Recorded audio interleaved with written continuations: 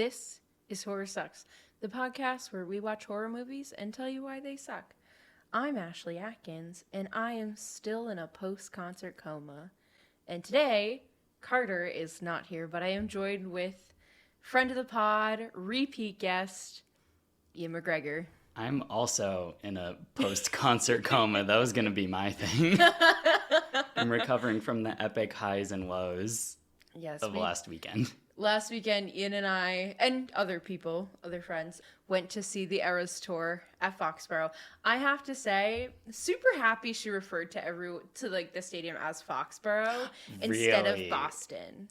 Oh, I guess that is better. I was wondering why she didn't say Massachusetts. She did. She said Foxborough, Massachusetts. I know, but why refer to it as Foxborough as if the 70,000 people at this concert are the people of Foxborough? I think it was more so just like we were in the town of Foxborough, so, Boxborough. There's a town called Boxford, too. But yeah, I liked that because lots of times, like, I'll go to concerts that are not in Boston, and the artist will be like, "What's up, Boston? Are you ready to rock?" And I'm like, "No, I'm not now. I was earlier." That's fair. I mean, it's not like we're from the little towns that they'd be repping, though. Wow. I was in Lowell for one of them, and I'm like, we're in Lowell. Like, I don't know. But it's the Boston area. Boston casts its shadow far and wide. No, we're outside of the Boston area at this point. Boston area. People who don't live in the Boston area, we are totally in the Boston area. Okay, but how much extra is it for it to be like, oh, what city are we in tonight? Okay, great. Hey, Lowell, what's up? Fine. Well, good on Tay for shouting out to Foxborough. The tour poster that I ordered has Foxborough written on it, so I'll never forget. You're not going to talk about the horrible parking, though? It took us 4 hours to get home. The drive-in was 1 hour. The drive-in wasn't that... I mean, it is almost an hour from where we live. That's fine. The drive-out. Okay, so the drive-in wasn't too bad until we actually got to the parking lot, which stressed out our driver immensely. It was rough. They turned the state road into basically like a glorified driveway. All traffic in this little town was just warped by the presence of Taylor Swift into a horrifying funnel. This happens every concert and every game, and I could never live in that area. Yeah. But yeah, so we got there fine enough, and then I wasn't even referring to the roads. I was referring to when we pulled into the parking lot. Give her a break. No. I think she did a great job. I just cracked me up a little. I think she did great. We made it there in one piece, which is more than we can ask for. And then... just cutting to the chase. On the way back, we sat idle for 2 hours. So on the way home, after though, spending it was half an hour awful. walking to the car. Oh my gosh. Okay. I think that was partially my fault. A lot of our mistakes can be traced back directly to me because we were not going to park in the general parking. And I was like, everyone online is saying like parking in general parking is fine, especially if you get there later. And it speaks highly of your research and your leadership skills. You were just wrong this time. We were all like, yeah, Ashley knows what's up. Let's do what Ashley says. She's put a lot of thought into this. But I have sullied my reputation. Would you say you have a bad reputation? During Bad Reputation? No, sorry. That was during Bad Blood. There were giant pillars of flame. That was my biggest takeaway. It was also getting chilly at that point, so I was like, ooh. Nice. It was very welcomed. Nice. Towers of flames. Yeah, it got pretty cool. But yeah, so on the way home, we finally get to the car. And I think that might have been it. We didn't rush to the car right away. I don't know. But regardless, I don't know. Our whole parking lot was frozen. Yeah, I don't think there's much we could have done. We finally get to the car. We pull out and we're like, all right, let's go. And stand still for 2 whole hours. Honestly, impressive. And the fact of just people waiting there. Yeah, I was surprised with how relatively civil it was. There was a few people making the rounds up and down, including one of our friends. Yeah, of course. And I asked one of them a question and they were real sour about it, but who wouldn't be? Yeah, exactly. But there was no anarchy. No. I think it's because when everyone's in a car, you can't really mob anything because everyone's in precious little... Yeah. Yeah, if people were walking and it was a gate, like, people would just flood. Yeah, but with a car, if you hit someone, everyone loses. Then you're really stuck there. How's a tow truck gonna get down that? There was a tow truck actually already in the parking lot. Oh, for that one girl who broke down in the... I think that's what happened. Yeah, that was rough. Rip. But enough about that. All right. We're here to talk about puppets. So this week we're reviewing the movie Dead Silence, which was Ian's choice. It was my impromptu choice. I just want to make it clear that Ian chose this movie. You always make it so clear. It's always like, oh, Ian chose the movie. Ew, Ian wasted an hour and a half of our lives. I'm kidding. This one wasn't that bad. Yeah, we'll get into it. I just like to tease you and make sure the listeners know that you chose the movie. So this can't sully my good name in terms of movie choices, even though I am responsible for Leprechaun, In the Hood, and the Ginger Dead Man. So I have a terrible Ginger Dead Man had to already be reviewed at some point. Yeah, you know what? Yeah, and I wasn't gonna pick it. My biggest criticism of that movie wasn't Christmas movie, and I chose it for a Christmas movie. Anyway, sorry. We don't need to talk about that. What we do need to talk about is Dead Silence. Yes. So I usually struggle very much on what movie to pick, especially when Ashley's like, pick a bad one. No, I said don't pick a bad one. Oh, no. Okay. Ashley wants like B- movies. Yeah. And it's hard to come up with those on the fly because the internet, if you Google like bad horror movies, the internet starts spitting Ginger Trolls, Dead Man, Trolls 2, Manos, Hands of Fate. That's one of Holly's favorites from college. Is it? Yeah. But I only know that movie from How I Met Your Mother. Oh, they talk about it? Yeah. Wow. Maybe that's responsible for a lot of its popularity. I think so. But so I have a history with this movie. Okay, it's great. My life has had a subplot leading up to this night. So I've never seen this movie before. This is my first time. In elementary school, I had a friend who I primarily talked to on the school bus, a bus buddy, if you will. We were friends in like elementary school by virtue of being on the same bus. Yeah. Bus buddies are great. So Nick told me this. In my head, it was like when we were really young, like when I was in first or second grade. And it might have been, I can't be bothered to do the math. This movie came out in like 2007. So probably around when this movie came out. 2007. 2007, we would have been in fourth grade. Okay. Fifth grade graduation was in 2008. Wow. Facts. Okay, so Nick told me about this movie, and he described it to me, and he was like, "Ooh, it's a movie, or if you like scream, she rips your tongue out."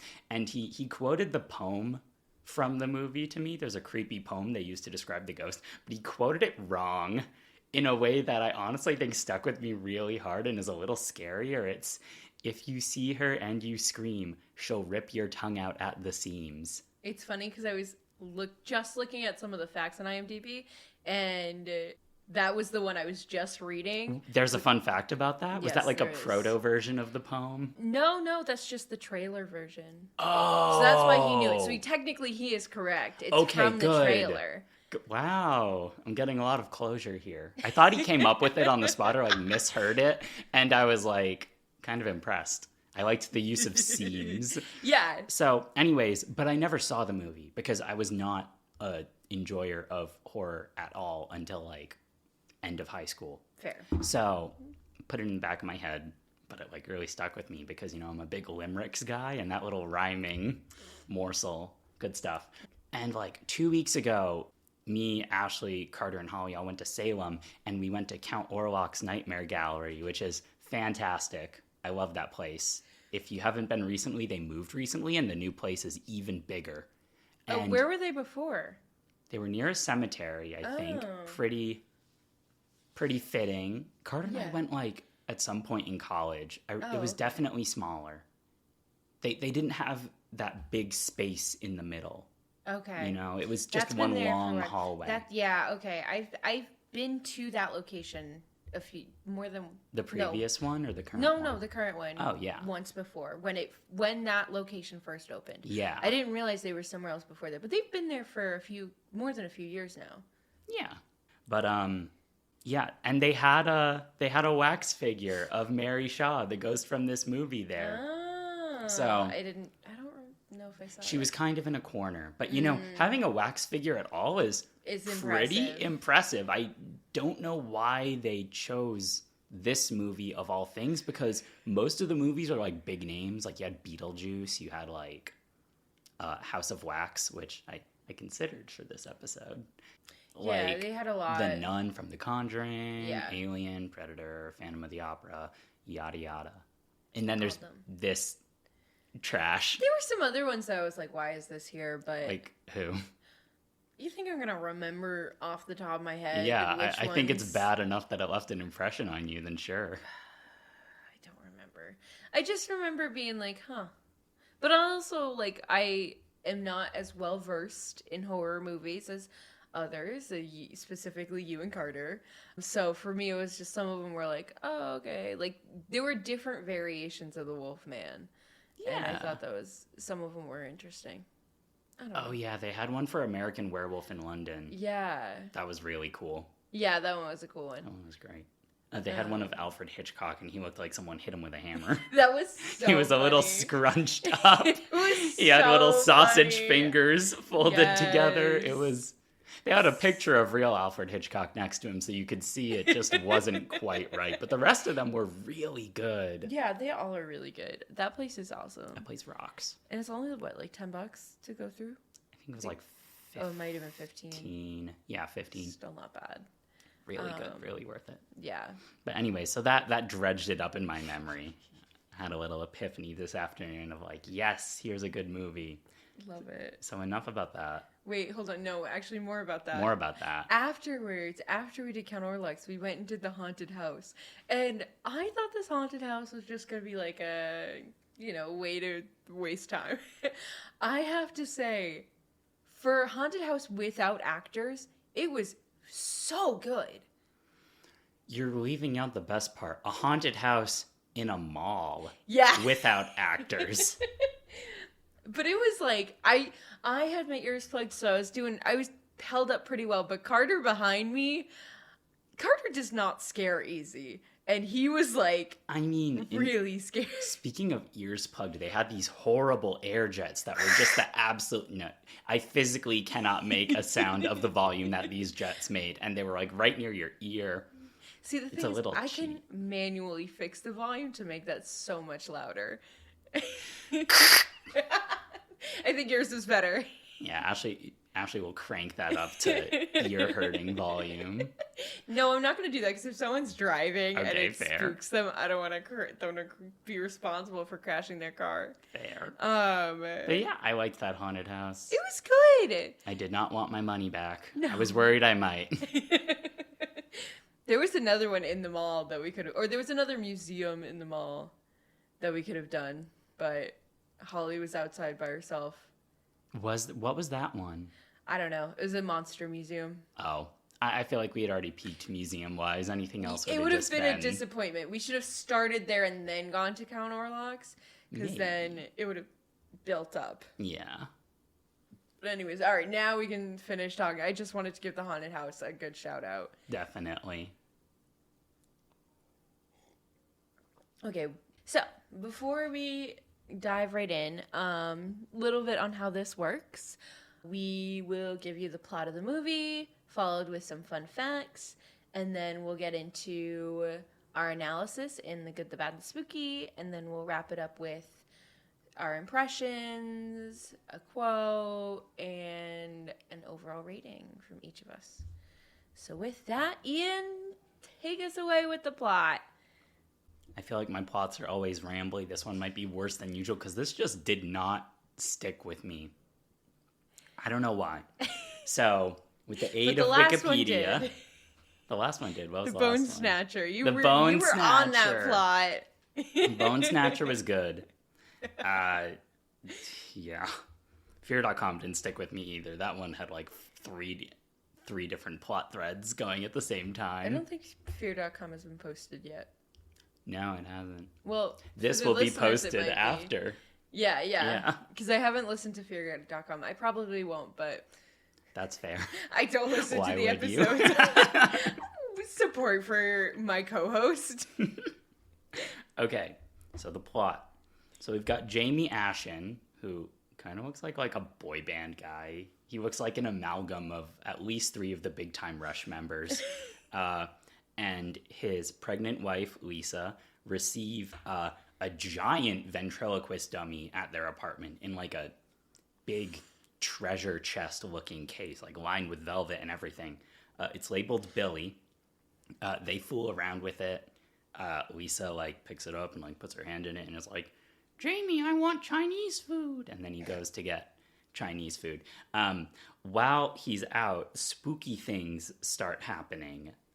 The like sound in the apartment starts to like fade out. Like Lisa has a kettle on and it's rainy outside. Both of those just sort of slowly fade to nothing until all the sound is only coming from, Lisa. And then the dummy, which Lisa had laid on the bed, is like sitting up. It throws like a sheet over her, and there's a ghostly figure that just sort of grabs her and kills her. According to Wikipedia, it kills her after she screams. I didn't exactly pick up on that. I don't remember her screaming, but... I don't remember her screaming at all, to be honest. But according to Wikipedia... but yes, so the ghostly presence kills her. We see her, hand like shoot out from underneath the sheet and then blood pooling. Jamie comes home. He sees the kettle still on. The sound is back to normal in the apartment. He hears Lisa's voice saying like, Jamie, come to the bedroom. And he goes to the bedroom and he's like, there's a trail of blood. And she's like, I have a surprise for you. And he opens the bedroom door and she's like posed sitting in the bed with like her jaw very much dislocated and her tongue ripped out. So Jamie calls the cops. They obviously suspect Jamie, but before they take him away, he comes back. Actually, they never take him away. They interrogate him and then let him go, even though he's the number 1 suspect. I don't know how crime shows work, but it felt a little odd to me. They're like, we strongly believe you're guilty of murder. Please don't leave town, but if you do, we're not going to do anything about it. He goes back to his apartment and investigates the box the dummy came in, and he sees under the velvet lining it's plastered with posters for Mary Shaw, a ventriloquist who's now dead, who was famous in his hometown of Ravens Fair. Very edgy town name. So, Jamie goes back to Ravens Fair. He also has Lisa's body sent there for the funeral. He's going to bury her in the town. I think she's also from Ravens Fair. Really? I thought she wasn't because she seemed much more joking about the Mary Shaw stuff than he was. Yeah, but she knew it because it was... Yeah, I thought he told her about it. No, because she's like, remember when we were young? Really? Okay. Then that makes sense. Maybe she is from Ravens Fair. Mm-hmm. I forgot to mention. Yeah, Lisa drops like the first line and a half of the Mary Shaw poem while fooling around with the dummy. Yeah. It's not a cursed poem. It just introduces us to the idea. So Jamie comes back to Ravens Fair. He visits his dad, who he's very estranged from. His dad's a rich asshole. He's on his 3rd wife. The others have divorced him. He didn't kill them. The movie, I think, points out that like he just drove them nuts. Yeah. So he's wheelchair bound. He had a stroke recently, and his current wife Ella is just a very young. She's caring for him. Yeah, not much else about it. Jamie asks them about Mary Shaw, and he's just, like they tell him a little bit about her, but they're like, oh, she's dangerous. And Jamie's like, all right, whatever, not useful. Jamie goes to arrange Lisa's funeral with the local mortician, Henry, and Henry's wife, Marion, is a little crazy, and she's talking to a bird and muttering about Mary Shaw, but she does tell Jamie that her ghost is dangerous and urges him to bury the doll, the ventriloquist doll that was at his apartment, which he did bring with him. The Detective Lipton, who interrogated Jamie in the first place, followed him here because I guess he decided he didn't want him getting away after all, but he follows him very casually. Yeah. He's just like, I'm watching you. I'm investigating the town, but I'm watching you. And they get a room next to each other at the motel. So I don't think he has enough evidence for an arrest warrant. That's fair.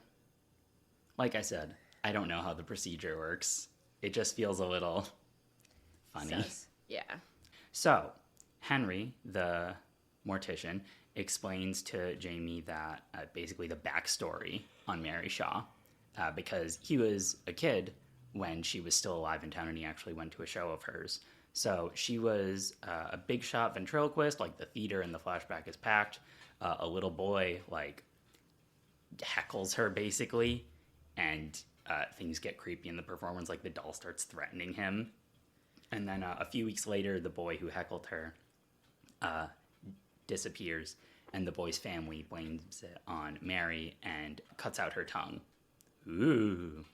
Mary, Henry's father, also a mortician, is the one who buries and prepares Mary's body. She requested to be turned into a doll as her last wish. Super creepy. So he does.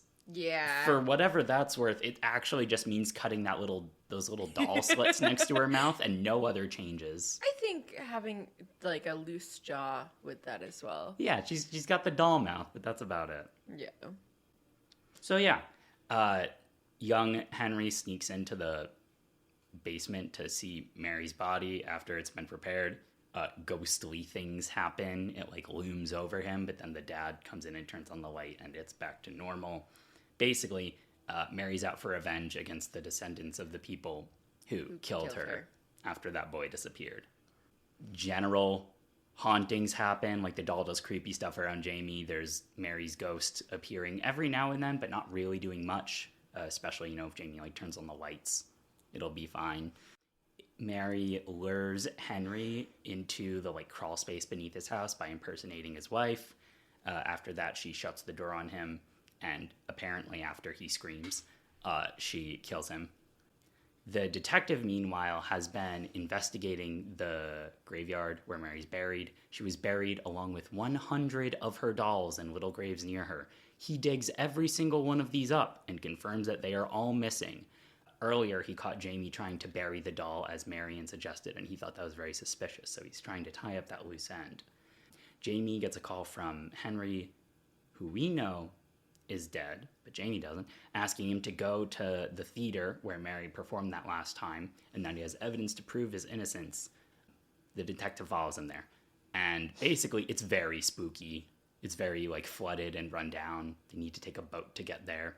But in the attic, they find Mary's old room, along with 100 of the dolls, the ones that were buried before, in a big display case, along with the body of the missing boy, which is like now kind of mummified and turned into a marionette.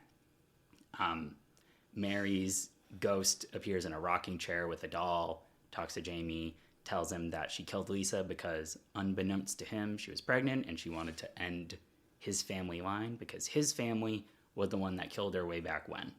Mm-hmm. Jamie and the detective burn the theater down, but the detective screams on the way out, like a catwalk breaks beneath him, and oh no, he screamed. He died. Jamie realizes on the way out that there's one doll still left, and that they need to destroy all the dolls to stop Mary from, manifesting. The doll from the crime scene. Yes, it was the doll. Billy, the doll that he's been lugging around town. It's back. All 100 dolls are named. Yes, they are. So Billy's back at the mortician's house. He was left there for like safekeeping or whatever when Jamie went and did all this. Yeah. Then when Jamie goes there, he talks to the mortician's wife. She says that Jamie's father, who is supposedly wheelchair bound, came to get the doll. And he's like, that's impossible. But he goes to his dad's house. So he throws Billy in the fireplace just as Mary's about to get her, Billy the doll. And Mary seems to dissipate. And then he tries to talk to his dad, who's like in a wheelchair in the other room, and his dad's been hollowed out. His dad's been turned into a ventriloquist dummy, and his young wife, Ella, is actually the perfect doll made by Mary in secret, and Mary's acting through Ella, who has been ventriloquizing Jamie's dad this whole time. At the revelation, and also at Ella's face CGIing into Mary Shaw's, Jamie screams and gets his tongue ripped out. And then we get a creepy shot of like everyone she's killed of the main characters turned into dolls, posed in a little photo album. It's very cute. It's very creepy. Honestly, I thought it was pretty creepy. They've all got really wide. It's creepy, but like it's super cute. Kay. It's cute little scrapbook. So yeah, the movie ends with Mary closing the book. Excellent. And that's all. Alrighty, so bear with me on the facts. So this movie, like Ian said, came out in 2007. It is directed by James Wan, who is known for The Conjuring, Malignant, Insidious, Aquaman, various Aquaman movies, and Saw. Aquaman. Yeah. Very random. It's the odd one out, isn't it? Yes. Is it the new Aquaman with Jason Momoa? Yeah, both the first and the second. That's odd. Yes. You know who we need? The guy who did Dead Silence and The Conjuring for our Aquaman movie. Yup. That's what's up. Okay. So this movie stars Judith Ann Roberts as Mary Shaw. She was in The Last Thing Mary Saw, 3 Below Zero, You Were Never Really Here, and Eraserhead. It also stars Ryan Quatten. He is known for his role on True Blood, Glorious, and Section 8. It stars Donnie Wahlberg as Detective Lipton. He is known for his role on Blue Bloods, The Sixth Sense, Band of Brothers, Saw 3, also the TV show Wahlburgers. There's a TV show? Yeah, following the oldest brother who owns the Wahlburger chain. I like Wahlburgers because when you're there, the walls are just plastered with the Wahlbergs. And, you know, there's something about eating a decent burger while Mark Wahlberg, like, watches down on you with a smile. Yes, it is quite nice. Did I have told you I met Mark Wahlberg, right? No. Yes. At church. So what? At your church? Correct. Why? So he filmed The Fighter in Lowell, and he's very Catholic. And like the 1 week, my mom was like, "All right, the whole family is going to church."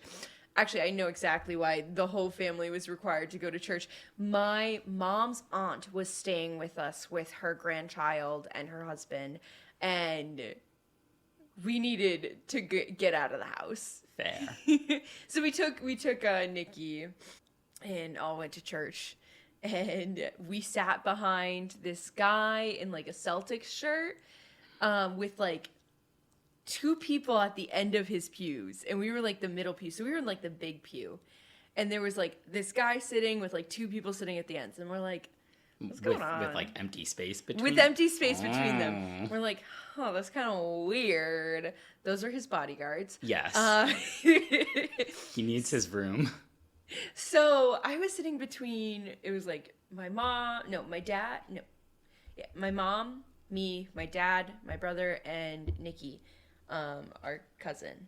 And so when it came time to like shake hands, give peace, he turns to my brother and Nikki and gives them like the fist to pound, and my mom was about to yell at him in church, and then he made eye contact with her, and she was like, "Oh wait, I know that person." And my dad was like, "Yeah, That's Mark Wahlberg. She was going to yell at him for fist bumping her child? In church. In church. Not because he fist bumped him. Just because it was in church. You don't do that in church. You shake hands. Wouldn't know it. And then, like, just before Mass ended, him and his bodyguards left. And, like, funnily, he, like, walked to the doors, and, like, the doors are all open for some reason. You could see him just kind of, like, stand in the light, like, put his sunglasses out and look both ways and then leave. God. It was disgustingly just like a movie. That's pretty good. Well, you know, he's always in that movie mode. he's like a method actor. Yeah, and then I guess he went the week after as well, and, like, talked to fans after church and, like, sat in his car for a little bit and signed autographs and whatnot. That's nice. He didn't the first day. But that's okay. I did meet him in church. Okay, wow. Anyways. So, yeah, his older brother, Donnie, is in this movie. Who does he play? Detective Lipton. And then Bob Gunton plays the dad. And he's known for The Shawshank Redemption, Demolition Man, Patch Adams, and Ace Ventura: When Nature Calls. That's a great lineup. Oh my God. And yeah, that's enough of those. At around an hour and 10 minutes during the climax, in the storage area with all 101 dolls, you can see the Jigsaw doll from Saw sitting on the floor, and Edgar Barron's doll, Charlie McCarthy, on one of the shelves. The doll that Detective Lipton throws over his shoulder in this scene is a replica of ventriloquist Jimmy Nelson's doll, Danny O'Day. It's pretty cool. Lee Whannell was so unhappy with the finished product due to studio interference that he decided to write all future scripts on spec, as opposed to pitching an idea to a studio and then being paid to write the screenplay, as was the case with this film. So there are two versions of the Mary Shaw poem. The one in the movie that says, "Beware the stare of Mary Shaw. She has no children, only dolls. And if you see her in your dreams, be sure you never, ever scream." And in the trailer, it was the one that Ian mentioned before, where it adds the, "If you see her, do not scream. She'll rip your tongue at the seam," which I think is a better version of it. I think it's better too. So Billy was not only the name of one of the dummies in the movie, but also the name of the puppet used by the Jigsaw Killer in the Saw movies. Due to the film's box office failure, tentative plans for a sequel were abandoned. The film was made into a haunted house at Universal's Halloween Horror Nights in 2007. The film is dedicated to producer Greg Hoffman. He died 2 years before the film had its theatrical release. Kaka Lucky Restaurant at Broadview Ave and Gerald Street in Easttown, Toronto. Okay, there's no fact there. This is just a statement. Did I miss something? Was that the Chinese restaurant at the start or something? It's the only restaurant in the movie. I think it's supposed to be in downtown Toronto. That's a fact. It is. Cool. All right. Edward Ashton's overall appearance is meant to foreshadow that he's been dead the whole time and That's being used as a human puppet. Yeah. That's not a fun fact. It's a spoiler. It is a spoiler. Well, I mean, if you're reading these fun facts and you haven't seen the movie yet, you deserve what's coming. So every single main character of this movie dies. The only survivor is Marion Walker, who never encounters Mary Shaw. I feel like these facts aren't that fun. Did I promise fun facts? Yes. I'm doing my best. It's no fault of your own. The movie just isn't that fun factable. Yeah. Here we go. Donnie Wahlberg's character name, Detective Lipton, has the same last name as his character in the HBO miniseries Band of Brothers. Second Lieutenant Lipton. Interesting. Fun, perhaps. Semi. All right. Let's get on with the good. The good. The good. Dun dun dun. Okay, you want to kick us off with the good? Yeah, I have more goods than I thought I would. okay. I don't. Maybe I'm just being nice. Sometimes I'm nice to these. The intro, we start off with, like, someone, presumably Mary, now that we've seen the movie, of, like, sketching out designs for a ventriloquist doll and, like, you know, drawing the plan on, like, a block of wood and, like, carving it with a chisel. I thought that was pretty cool. I have never once in my life ever thought of what work would go into making a ventriloquist doll by hand. I thought it was interesting. However, we do see her start to scribble notes about perfect doll and perfect design in her notebook, which is meant to be some ham-fisted foreshadowing, but really just comes across as cheesy. It was good at first. Like, I liked it initially, and then it started going too long, and then it started going cheesy. Yeah. So, yeah, I feel you. But I liked the initial, like, start of all the sketch notes and making the doll and stuff like that. Yeah. But I was, like, kind of starting to check my watch, and we were only 5 minutes into the movie, if that. I figuratively checked my watch. I don't check my watch, but I check the little streaming progress bar. I'm like, how much is left? Literally. But, I do that every time. Yeah. I spent a lot of time in this movie doing that. I think we both watched it on Tubi, which... has commercials. Real mood killers, gotta be honest. I wanted to say especially during a horror movie, but especially during any movie. There was like 4 ad breaks strewn throughout, ranging from varying in length, like ranging from like 15 seconds total to like a minute total with 6 individual ads. Yeah. You can also rent it on Amazon for $3.50. It might be worth the 5 minutes of your life you get back. Free time is precious, whatever your hourly rate is. I think the $3.50 is precious to me at the moment. Okay. I would rather save my money. That's fair. I understand that the commercials do take you out of it, but... Well, better yet, don't watch this movie. Yeah, I was going to say, spending $3.50 on this garbage really takes me out. I would be mad if I spent money on this. You can get it on DVD for $3.50 and watch it any number of times, I bet. Why would I do that? Why do I have the Bone Snatcher on Steelbook? Because you chose to buy it. Did I tell you one of our listeners that frequently messages us on social media found the Bone Snatcher? Hell yeah. Probably at the Bull Moose we go to. Hell yeah. Yeah, they had like 4 copies of it. I got the only Steelbook one, but they had several. They had several. They had like a special edition one and the holographic Bone Snatcher. But anyways. I'm glad. The Bone Snatcher was fun. It was enjoyable for us to talk about. Yeah.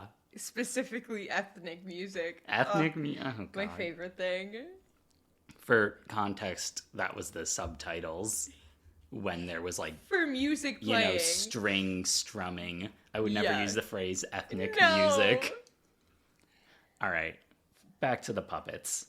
In the intro, where Lisa, Jamie's wife, is just hanging out in their house while he's gone getting food, like before the spooky things start happening, she like passes a mirror on the way out and she like puts her hands on her belly and then she like shoves a pillow up her shirt and she's like, ooh. I kind of liked that as like a, no, hear me out. I feel like it's a low-hanging horror fruit to be like we're getting married, or like, we're going to have a baby. And so the least this movie can do is somehow show it rather than telling it. It felt fair, less clumsy. But she did just say, you adopted us a baby? When I didn't pick up on that. I thought that was just a joke. I didn't think it was related. It was just a joke, but they are connected because they're both baby related. I guess. It's like, hey, if you didn't get the other thing, here's the real thing. Yeah, I guess I just like that it wasn't. I was like, she's got baby fever. Say it. Yeah, I guess. Yeah, one thing I liked, or liked is a strong. I think I enjoyed, laughed at, nodded at. The blue filter.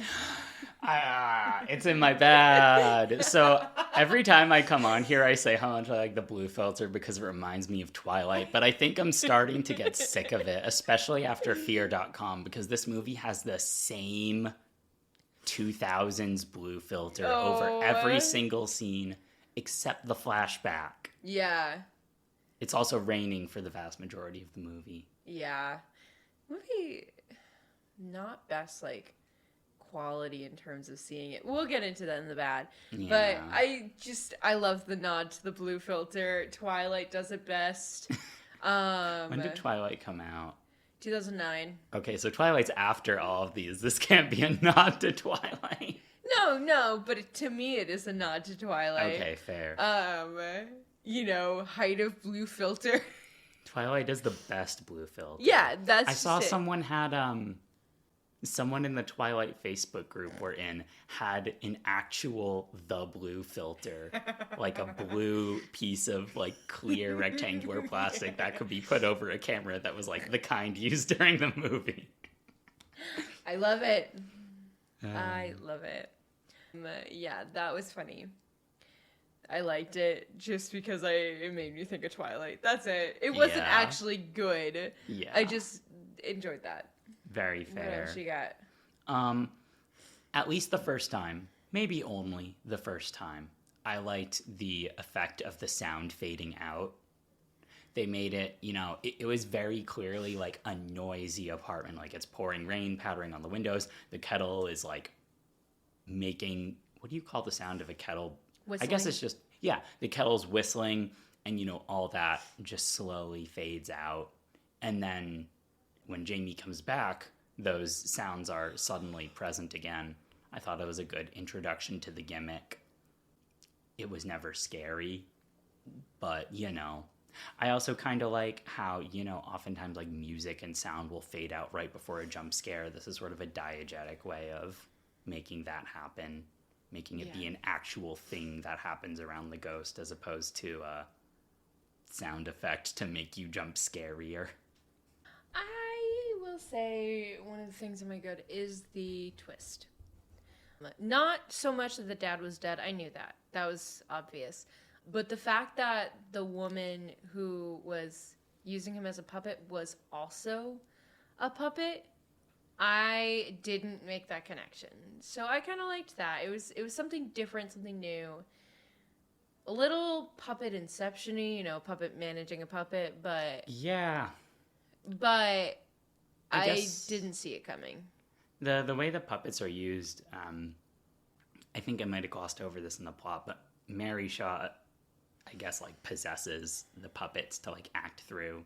Like, at one point they shoot a puppet she's possessing, and she goes like, ooh, and then possesses a different puppet. But, so it's basically as if she was controlling the dad. I actually was spoiled on that. So rather than the plot twist, I at least got to appreciate the decent foreshadowing with that. Yeah, I saw all the foreshadowing, but I really didn't make I thought the dad was going to be the perfect puppet. Because it's like the perfect trap for the kid. Well, in The Notebook, the perfect puppet is a girl. You're not right. A scrunkly old man. I guess. You're right. I also liked the mechanics of her using the dad as a puppet. Like, I thought that was pretty... Like, I really... She always has her hand on his back. It was pretty And she's clever. Always, like, looming over him, but you think it's because she's supporting him because he had a stroke, and... Yeah, because he's like, man, you look like garbage. And he's like... She's like, he had a stroke. Death. He had a stroke. And it was like, oh, yeah. I guess that makes sense. I figured he was dead, but it made sense. Yeah. Holly watched, like, the second half or the last third of it with me. And she was like, if he's dead, how is he still so preserved? But I guess it works if Mary killed him, like, the day before Jamie comes into town, because he's only there for a few days, and the dad really looks like shit. Yeah. The dad looks dead. Embalming. Yeah. I imagine she knows how to preserve a body. She's an embalmer and a ventriloquist. Sure. Why not? As a ghost? Yeah, why not? As a ghost, ghosts know about bodies. She has gone through the embalming process. She has. She remembers what it was like. Exactly. But no, I liked the, tube in his back and her kind of, playing up that, she's just supporting him and actually talking for him. Yeah. And also the food, going through the tube and coming out at the bottom was really... So, this is a bad for me, but they explain the idea behind this plot twist is stellar. The execution is the most ham-fisted thing I've ever seen, because this is the last 5 minutes or less of the movie, and we get the reveal because he sees his dad like limp and sees the hole in his back, and Jamie basically goes brain blast mode. He's like, he puts his hands to his head, the camera's like wobbling out, and he's like, oh, and we get flashbacks to every time he's interacted with his dad until now.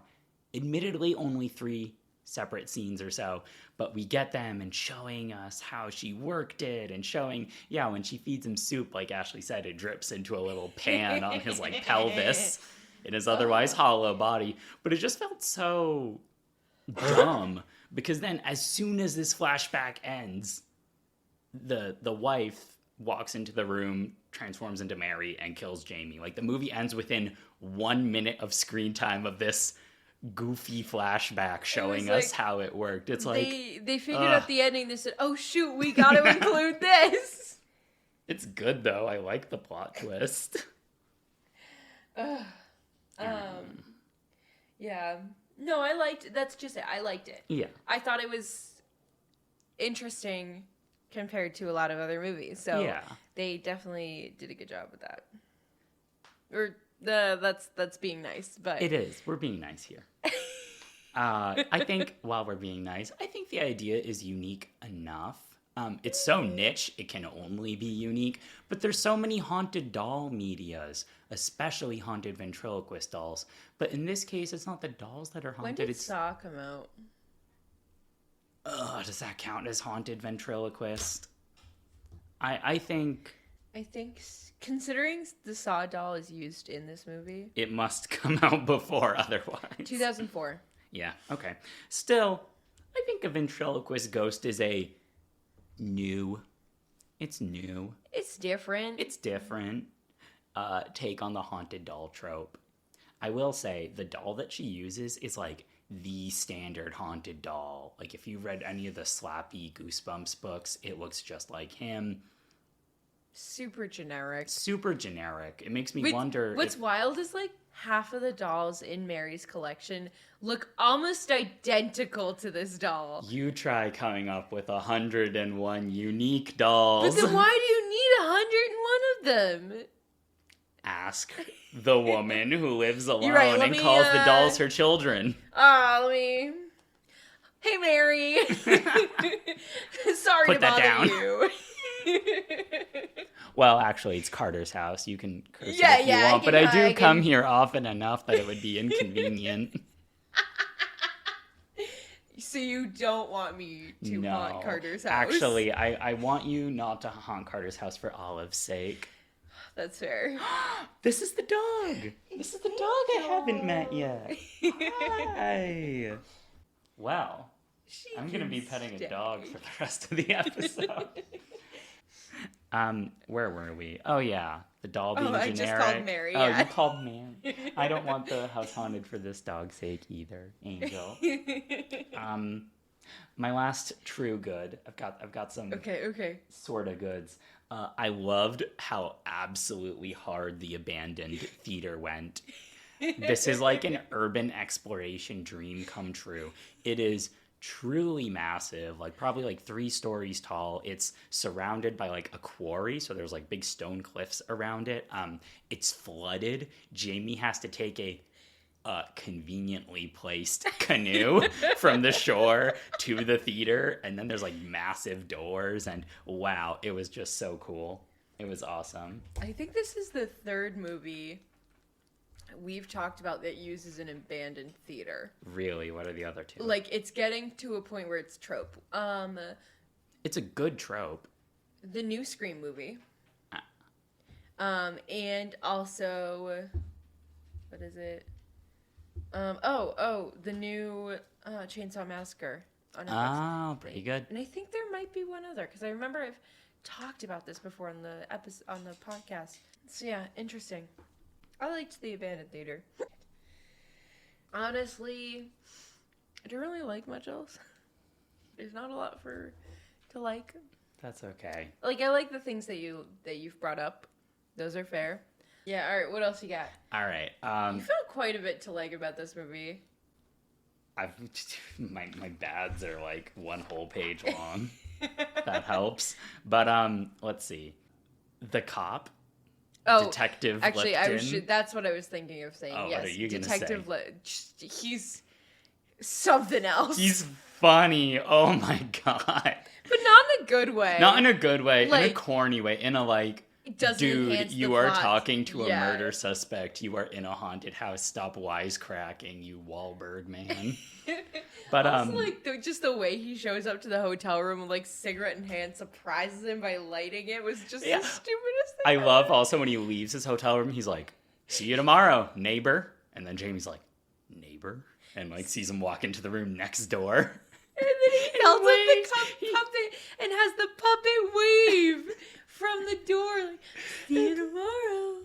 And he's always shaving. This is actually in my bad. I thought this was so egregious. It is in my bad. He is always shaving. He has like a little pocket razor, and despite having like stubble, more than stubble, he's scruffy the entire movie. Half of the scenes he's in, he's shaving. When he walks into the interrogation room to interrogate Jamie at the start of the movie, he's like shaving and like the reflection of like a plaque on the wall or something. Like in the morning after that "See you tomorrow, neighbor" bit, he's shaving in the mirror and he turns to the doll and he's like, "How do you keep your skin so smooth?"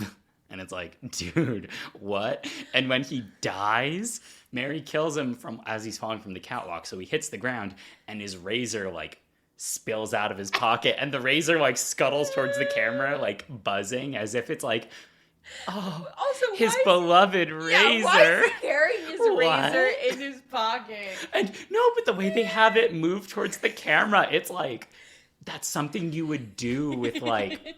something that he cares about. Something he cares about. Something, like... something indicative of the character, like you might do with like a character's like family photo in their wallet or something if you were being really corny. But it's this fucking razor. Oh my god, that was just so odd. I don't even think that's a trope. Just downright odd. It was weird. The good I was going to say, though, is when Jamie is, like, towards the end of the movie, when they're going to the theater, he doesn't believe Jamie yet. He does once they get there because spooky things start happening. Jamie runs from him as he's about to get cuffed. And I'm like, you could, like, try shooting his car tires out or something. Why don't you even, like, threaten him a little, maybe? You think this guy's a murderer. And... then he runs to his car, he opens the trunk, and he pulls out like a flipping rifle. Like, you'd think a detective would have something more discreet. Yeah. And easier to use than, hold on, let me pop my trunk and get my gun. Insane. I don't know. Yeah. Really gets me. It's rough. The detective was so funny. I mean, this movie's already so bad that I don't think it actually drags it down. It just exemplifies it. Let's see. I got a few more, but I'll be quick. Okay. Jamie's dad paints his ex-wives out of the family portraits, oh, which is so funny because they like show all of them going up the stairs and like 3 of them just have like big empty spots on like the couch where the wife would be. And the other thing, there were some absolutely nutty transitions in this movie.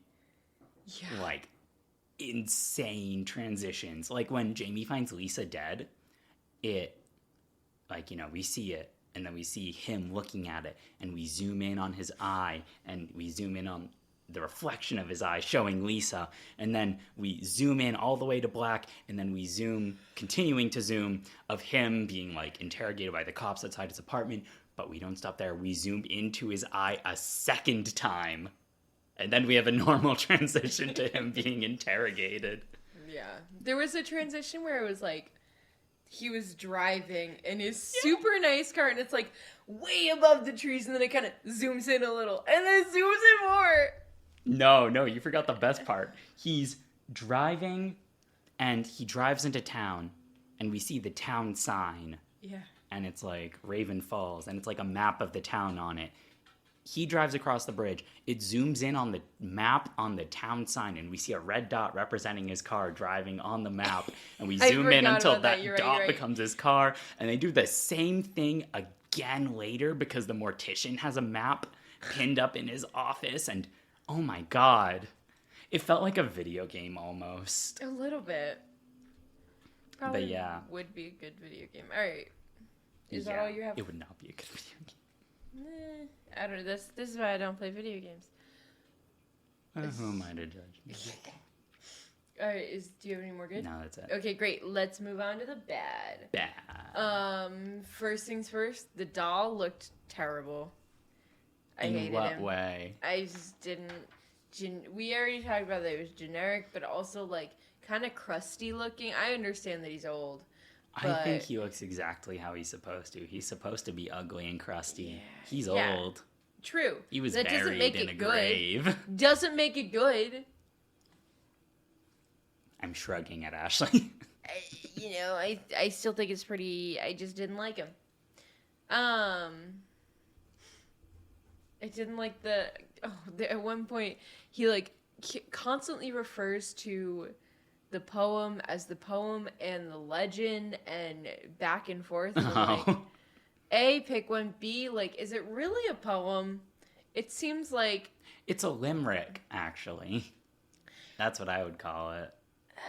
I don't know if it follows the pattern of a limerick. Oh, I didn't know there were rules. My point is that, it's kind of... There's a different word that I think better suits it, and I can't think of it. But... just the fact that it was there's this legend in our town. No. I guess it's more of a saying, or I would describe it more as a spooky tale rather than a poem. But it rhymes. So, a lot of things rhyme. Yeah, maybe. I'll agree with you that they should have been consistent. Yeah. To me, it's not a poem. Yeah, but if they want to call it a poem, they can. I guess. But, yeah, they lacked consistency. Also, calling it a legend to me was really? Is it a legend if everyone knows it's happening? I want to stress how keenly aware the town is of Mary Shaw's presence. The town is absolutely run down. Everyone is at least aware of the story, or if not literally believing in the ghost itself. It's it's pretty real, guys. They're silly. I don't know. What else didn't I like about this movie? Oh, the clown doll in the theater was just absolutely ridiculous. It was so absurd. There's the wall of dolls. And they all look normal/similar. And we pan to the right, and we see knockoff Jigsaw X Chucky sitting in a rocking chair, barely lit. And I literally said, "Are you kidding me?" to the TV. And then also he's "Mary Shaw, is that you?" And she's very clever. And it's no, it's not. Who the frick else would it be? And then he's "Why'd you kill my wife?" And she's come closer. And he comes closer. And she's closer. I'll whisper in your ear. And then she does just whisper in his ear. She's not tricking him. Yeah, I was what do you mean this wasn't a trick? I genuinely was ready for a knife to come out and just slice his throat. You know, Donnie Wahlberg's don't do it, man. Don't do it. Don't go any closer. And he's covering him with a rifle. Yeah. He's I've got you. Oh my God. Oh. All of the dolls just lined up in the theater made no sense either. When you own 100 dolls and you care about did she own the theater? She lived up there. Oh, which I thought part. Was odd. I had that in my bad. I was who the hell does that? But I took it out because you know what? If that's an apartment and you work in the theater, why not? No, that's not super that odd, but it's very spacious too. Big enough to have a movie climax in. Big enough to store 100 dolls in one wall. There's no overlap. It's not multiple shelves. It's a single wall. And they all like have enough space because each doll has like a case. Each has a display case all to itself. So big. I wonder what the rent was. Probably pretty pricey, I would imagine. That's true, but she was a very successful ventriloquist, so she can afford it. At one point, my complaint about the main guy, I forget his name. Jamie. He looks like a tool. Yeah.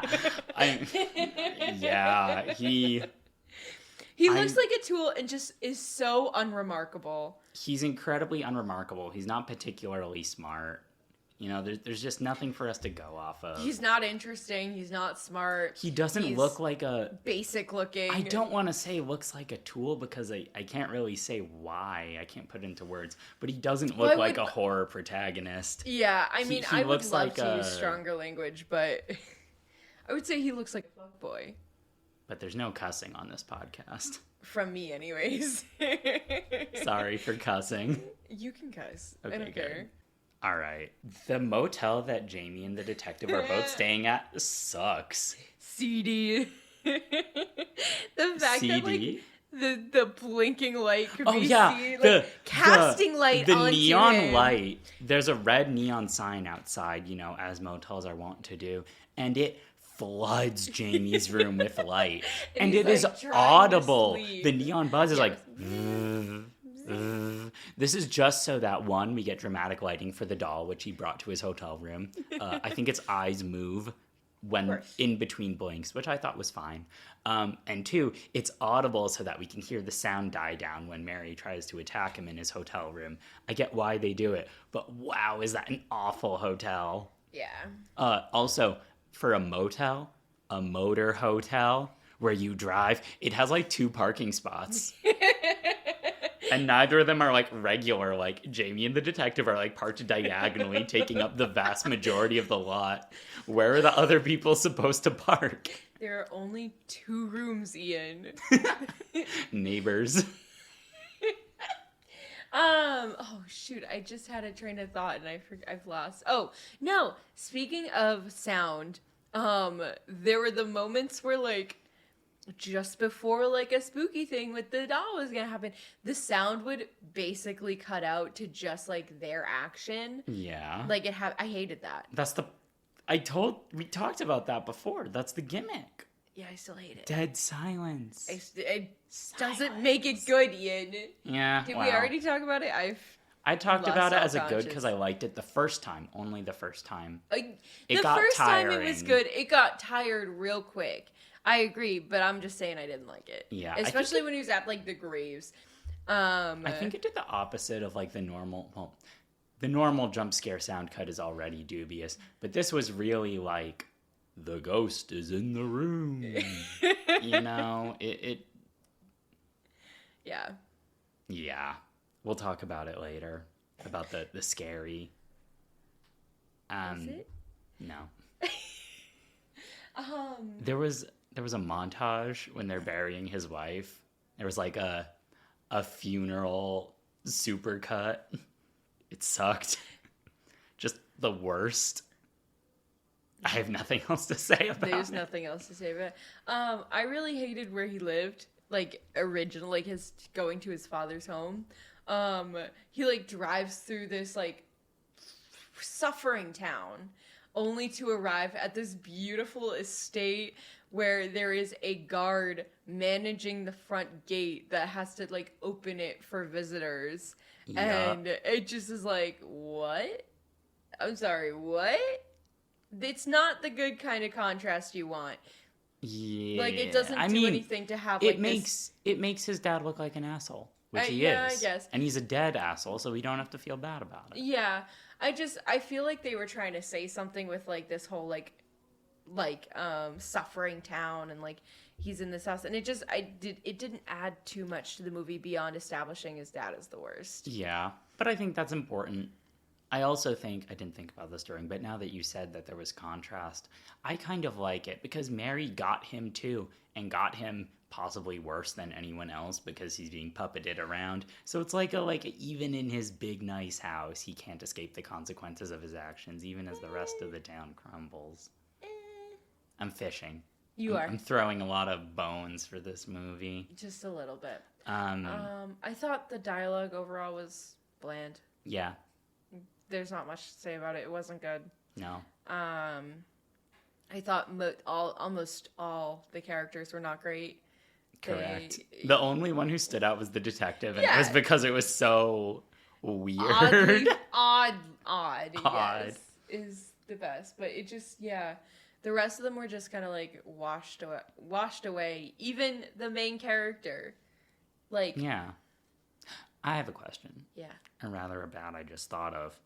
Toward the end, when Jamie goes back to get the doll from the mortician's basement, they're like, oh, your dad came and got it. And he's like, that's impossible. My dad's in a wheelchair. He hasn't left the house in months. And, we see security camera footage that shows the dad getting it. Why would Mary use the dad instead of the wife I don't know. doll? That doesn't make any sense. It's not supposed to. She's a ghost. I don't know. Here's a real bad. This is irresponsible. So they have the poem. So we've got our creepy rhymey limerick thing. Twice in the movie, only twice, Mary hums Ring Around the Rosies while preparing to attack Jamie. What the fuck? Why is there a second I have no idea. Scary rhyme? Could not tell you. You could not tell me. I don't even know if the creators could tell me. It just seems terrible. Creepy. It's creepy, that's it. Ooh. Ooh. Ooh. She's back. Angel.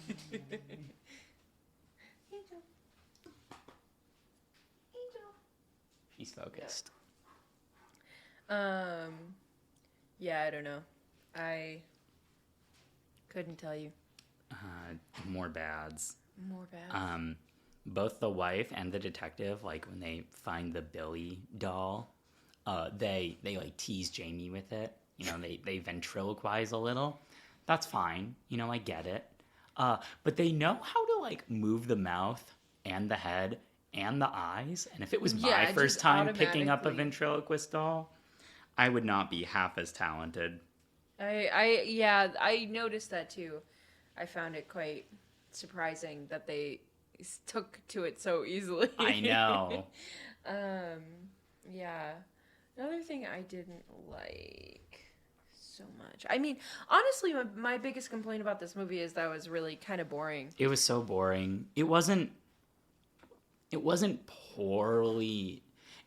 poorly done as some, but none of it came together in any satisfying way. That's just it. I feel like there were a bunch of good ideas and some semi-good scenes that just were not woven together. Yeah, well. The plot doesn't make a whole lot of sense. It doesn't really stick with you. And bottom line, it isn't scary. It is minimally scary. Yeah. I don't know, I had a hard time watching it and continue to pay attention.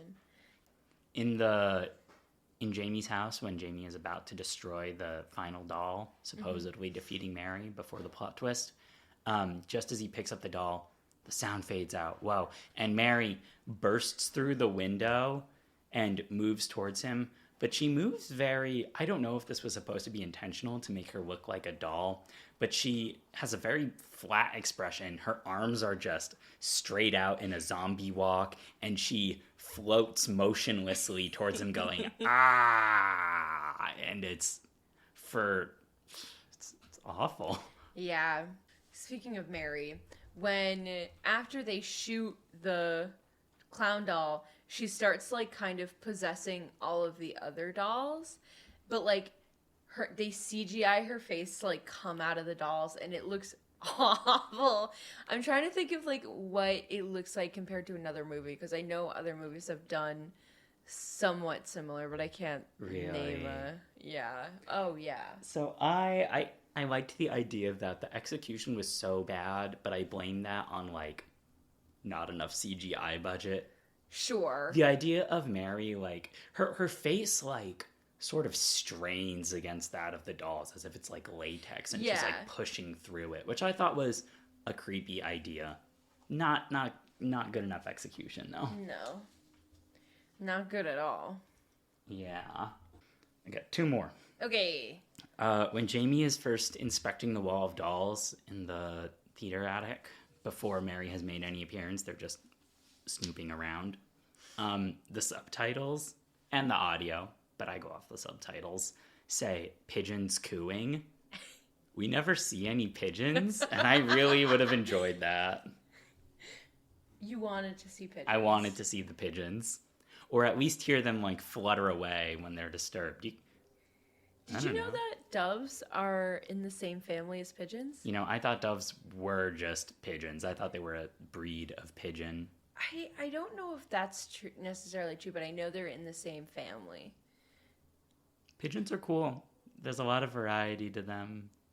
You've seen the ones with the giant, like, feather balls under their chin. Yes. With, like, you know, the real aristocrat collars.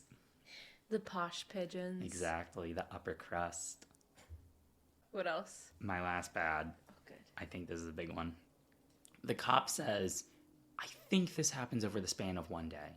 I think so. So I think the way this goes is Jamie spends the first night in the town. That's when him and the cop sleep in the motel.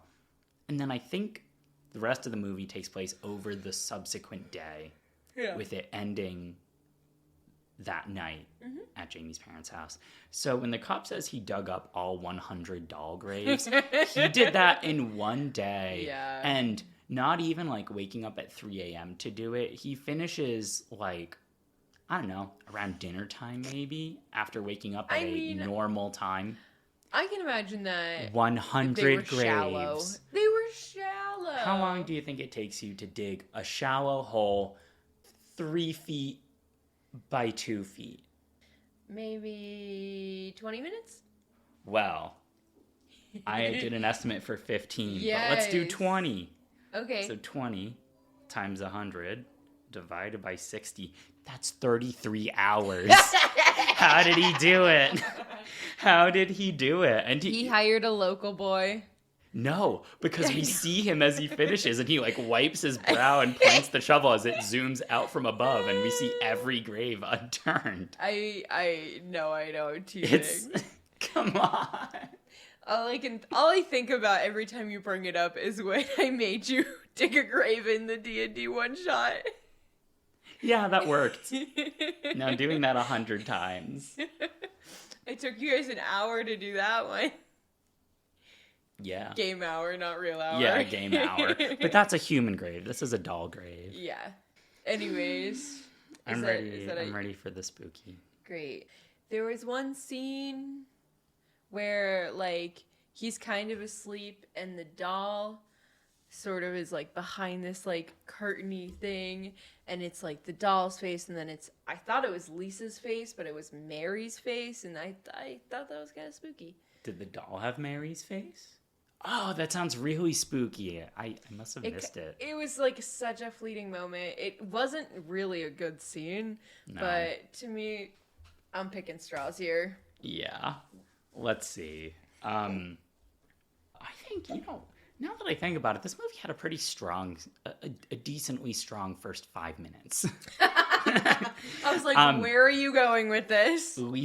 After Lisa gets killed, her like very calm, very monotone voice calling Jamie to the bedroom where we see her with her jaw mangled and her tongue ripped out. That was pretty good.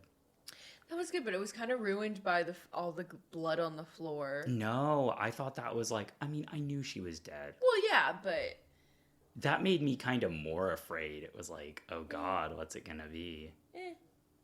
Maybe. All right. Do you have a line? Oh, that's it for your spooky? Oh, yeah, no. Let me see Do you have more spooky? More.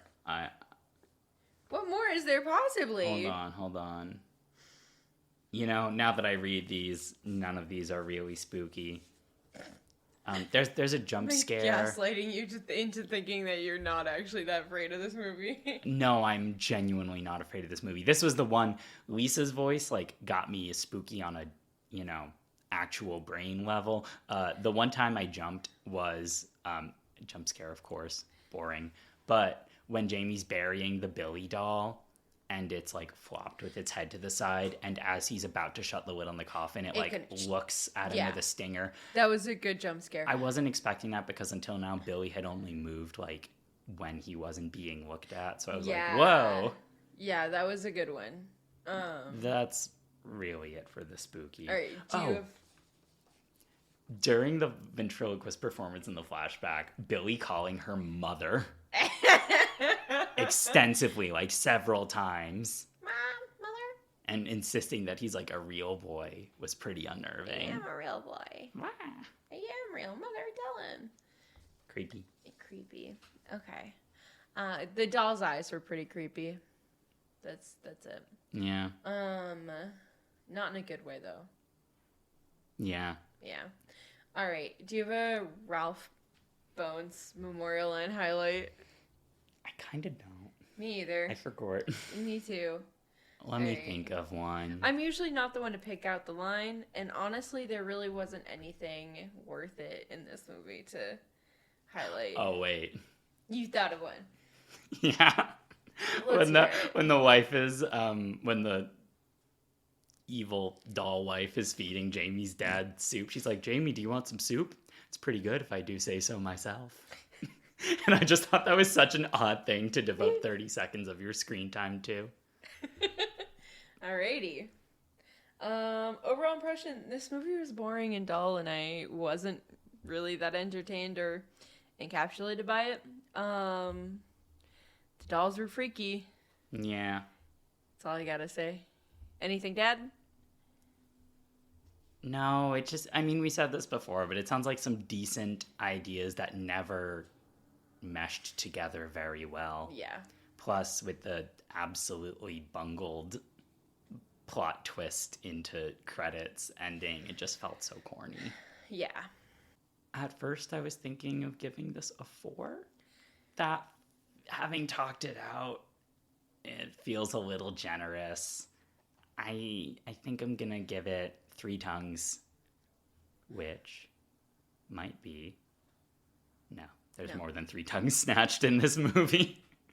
I'm on the same wavelength because I was originally thinking 4, and then I was like, I think it's not quite a 4. No. I think it's like 3, and I'm gonna go with 3 rundown movie theaters. I thought you were gonna do dolls, so I had to think of something better. That's fair. All right. Well, that's all we have to say. I'm very excited because next week we're going to resume our D&D campaign that I am running, and we have a special guest. Is it the dog? No. Who? It's a friend of ours.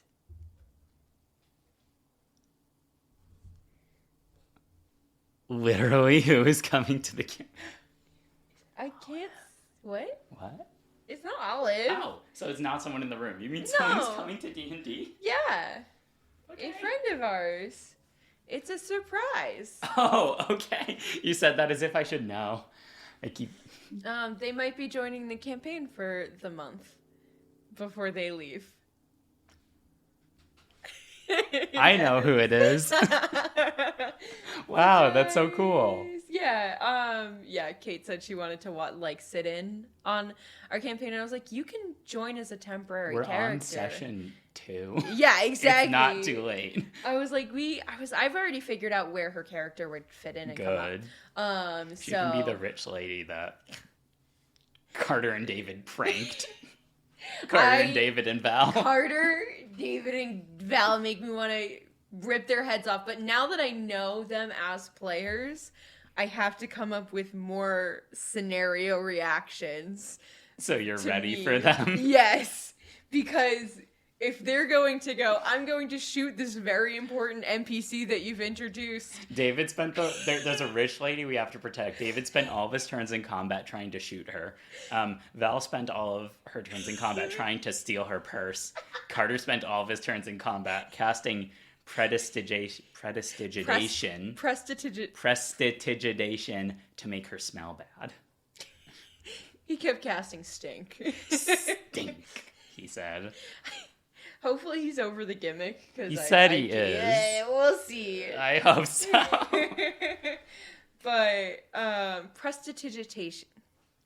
I'm gonna look it up. It's prestidigitation. That was better. I am so over it. How bad can I spell this? And Google will know what I want. Prestidigitation.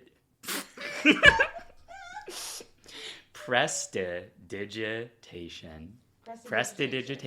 Yeah. Like presto. It's one of the spells I have in my campaign that I was playing. Oh, it's fun. Yeah. It's a good one. I don't know if it's a good one. For a cantrip, it's a flexible cantrip. It's fun. I also didn't realize how to utilize it. I'm more of a minor illusion cantripper because honestly, that's a better cantrip. I will say that I really like sounds too. I think what that can make sounds too. Can it? I think it can. I know prestidigitation can, and that's what I've been using it for a lot lately. I don't know if minor illusion can make specific sounds. Like you can't mimic someone like talking. I don't know. I know minor illusion though gets better as like you level up. Oh which is pretty cool. Like it lasts longer. Like it's stronger. Nice. I have not had a lot of chances to use it in the campaign where I did take it. So I like my mage hand. I wasn't utilizing that either, and I did some Reddit research and was like, how can I better utilize mage hand? And everyone is like, you use it to slap someone 30 feet away, or it's have it hold the torch and walk in front of you. Good. It there was some good stuff, and I was like, oh, this is so clever. It cracks me up. Can slapping someone break concentration?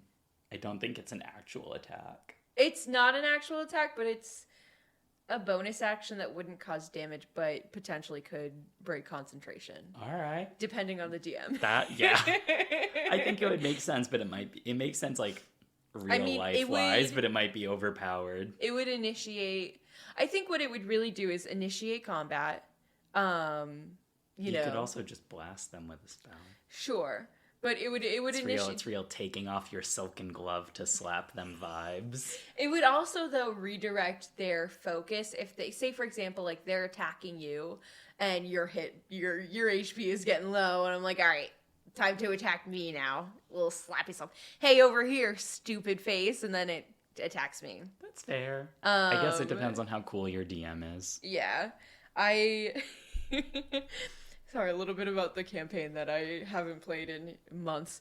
We're in the Feywild, and there's this pixie who wants to kill us, and we were trying to trick it, and that didn't work, and I was like, fine, I cast Mage Hand and just grab it, because Mage Hand can hold about 10 pounds, and I don't think a pixie is more than that. Yeah. But of course the pixie immediately turns into an elephant and initiates combat. Rip that Mage Hand. Literally, but then Gorge, who is an orc barbarian, was like, all right, I got this, and just grabs the pixie, and it doesn't do anything then. He's like, I restrain the pixie. I don't just grab it. It turned back into a pixie first. Oh, okay. Yeah. That's nice then. But I'm very excited for how the campaign is going to go. Woohoo. We're going to meet Holly's parents at some point. Cleo's parents. Yes. More Aussies. My Ornar stickers came in. Did they? They're very cute. Oh my gosh. So, in the current campaign that I'm running, Ian's fiance, Holly, has a character named Cleo who is based off of the character from H2O. She's a human who turned into a Triton on her 16th birthday. Yes. And, protects the seas as a lawful good paladin. Yeah, she still needs to figure out what her true mission is, but she feels called to the sea. So, but she has an Australian accent, and Ian bought some Arnar stickers. H2O is hilarious. We watched a few episodes over the past few weeks, and it's just it's so unhinged. So funny. The spin-off is H2O twice. Just Dead Water. No, that's the main one. Oh, it is? Yeah, what's the spin-off? It's called Mermaids of Mako Bay or something. Oh, I don't know. There's there's an anti-hero boy mermaid. No. Arnar. But it's twice as long as the actual original H2O, which feels wild to me. That's funny. But it must have been successful. You know? Why would they make it otherwise? I don't know. All right. We'll wrap it up. What are you watching next time? Heck if I know. You'll find out what movie it is. You'll figure it out. I have no idea what we're watching next. Maybe it'll be Evil Dead the Musical. We're going to see it. We are, but not for another few months, right? Isn't it in August? Yeah, it's in August. It's not coming out yet.